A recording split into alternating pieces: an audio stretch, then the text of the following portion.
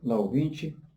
Eu sou o professor Afonso, trago para você a teologia que atribui toda a autoridade divina a Jesus Cristo. Essa teologia deixa de fora da Bíblia todas as cartas do apóstolo Paulo e pouco mais da metade do livro do Apocalipse, conforme está na descrição do vídeo. Eu recebi revelações divinas para desvendar o livro do Apocalipse, as cartas do apóstolo Paulo e o livro do profeta Daniel. Todas as conclusões são maravilhosas e se encaixam, são lindas, maravilhosas. Todas conduzem a uma reforma, que eu chamo de reforma de Daniel, tal como eu ensino aqui em meus vídeos no canal Apocalipse e Daniel Desvendados. Eu peço que você deixe um like nesse vídeo, que você ative o sininho de notificação e se inscreva em meu canal. O assunto de hoje é bem interessante. É a análise de uma frase atribuída, eu imagino até que seja dele mesmo, a Humberto Eco. A frase é: todos os grandes ateus saíram de um seminário. Isso vem, eu peguei essa frase, a análise dessa frase, no canal Ensinamentos Brilhantes. O endereço do canal, do vídeo, está aqui na descrição do meu vídeo. O meu objetivo não é discutir o vídeo em si, mas a frase de Humberto Eco. Então vejamos só. O contexto que se tem aqui é o ateísmo. O ateísmo, o ateu é aquele que não acredita em Deus. E eu tenho um problema sério com os ateus. Eu não acredito em ateus. Porque eu acredito na soberania de Deus sobre os seres humanos e que não existe ser humano com livre-arbítrio. Existe ser humano com arbítrio até onde Deus permita. É isso, não existem ateus. Existem pessoas que não creem em Deus até o ponto que Deus permita. Existe grandes manuais de ateísmo? Não, só existe um grande manual de ateísmo. A carta de Paulo aos Romanos, nos seus 11 primeiros capítulos. Ali é bom, ali é forte. Você quer se tornar um ateu? Eu recomendo. A carta de São Paulo aos Romanos, capítulos 1 a 11. Ali sim é o manual de ateísmo. A gente vai examinar um trecho em que há essa prova.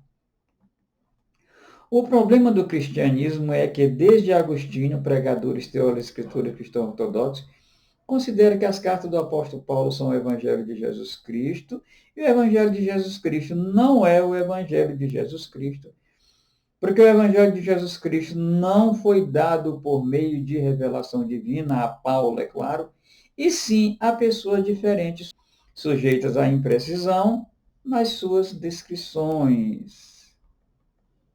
Eu não acredito nisso. Vamos ver, então.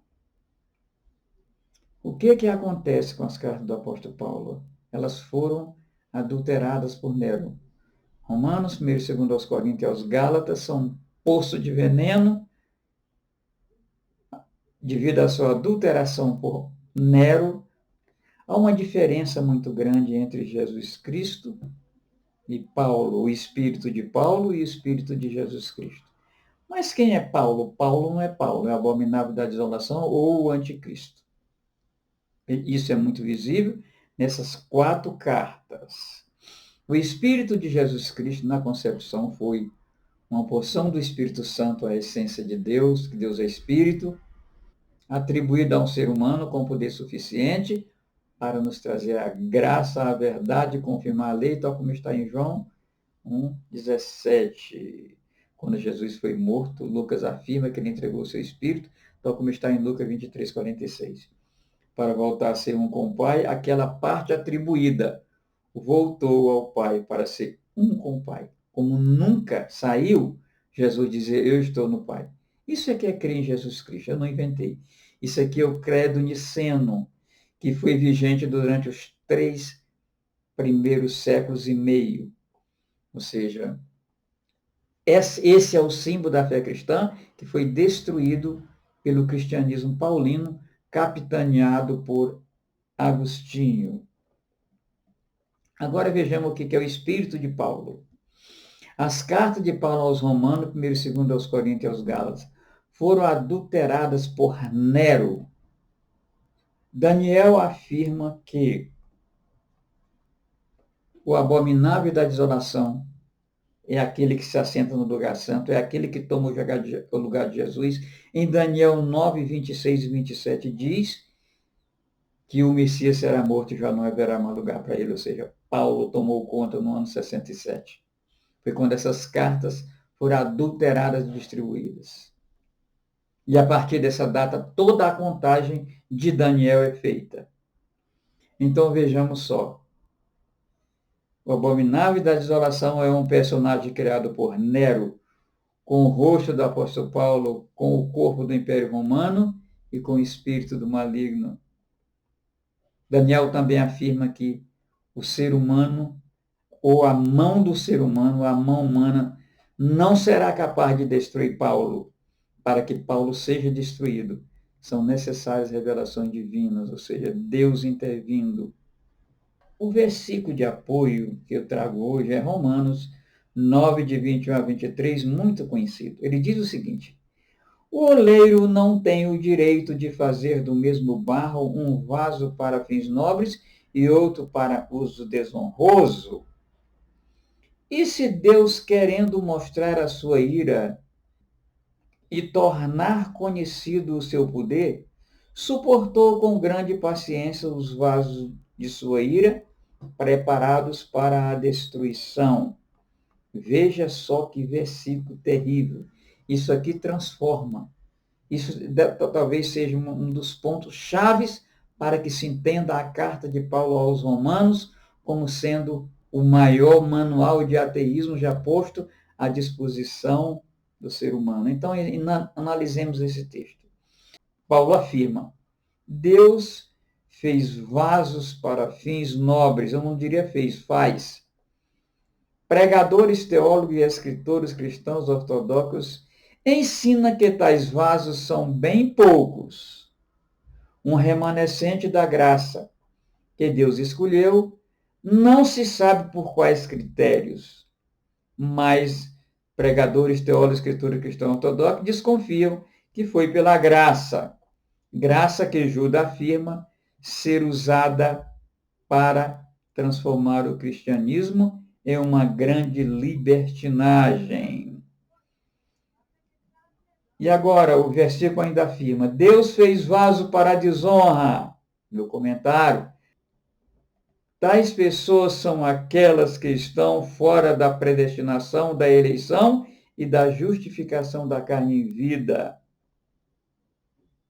Tudo isso transforma, predestinação, eleição e justificação em vida, transforma o cristianismo em uma grande libertinagem, porque esse é o objetivo da doutrina do apóstolo Paulo, que nega a lei de Deus. Supondo que a máxima honra de um vaso possa ser o uso para a comida, e que tais vasos são poucos, e supondo que a máxima desonra de um vaso possa ser o seu uso para defecar, e que tais vasos são abundantes. O que Paulo ensina aos seres humanos é que o Deus dos cristãos é um Deus muito cagão. Isso é terrível, isso é terrível.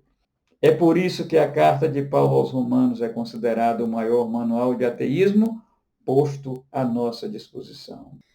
Paulo acabou por completo com a possibilidade de Deus ser quem ele diz que é, quem Jesus diz que ele é. Isso é terrível, mas não foi Paulo, foi o abominável da desolação. Abominável da desolação. Então, eu quero dizer para você, meu amigo, que se considera ateu, que admira o ateísmo, em 30 segundos de leitura de uma pessoa bem escolarizada, ela vai passar por um trecho que diz: e fez Deus o homem à sua imagem e à sua semelhança. Nenhuma religião nega tal verdade. É para provar tal verdade que existe o resto da Bíblia, exceto as cartas do apóstolo Paulo e a parte adulterada de Apocalipse. Quanto aos ateus serem escarnecedores em relação a Deus, muitos fazem pensando que estão sendo originais em sua forma de pensar. Aí eles se enganam, porque pregadores, teólogos e escritores cristãos paulinos ortodoxos, como os outros ateus, também são muito escarnecedores. Normalmente eles moram em ambiente seguro, têm um emprego vitalício e muito frequentemente têm um ótimo plano de saúde para que não precise das orações dos crentes. É muito comum se retirarem do ambiente quando alguém chega para orar pelos enfermos. É isso. Ateus, vocês estão enganados. Vocês quebraram a cara.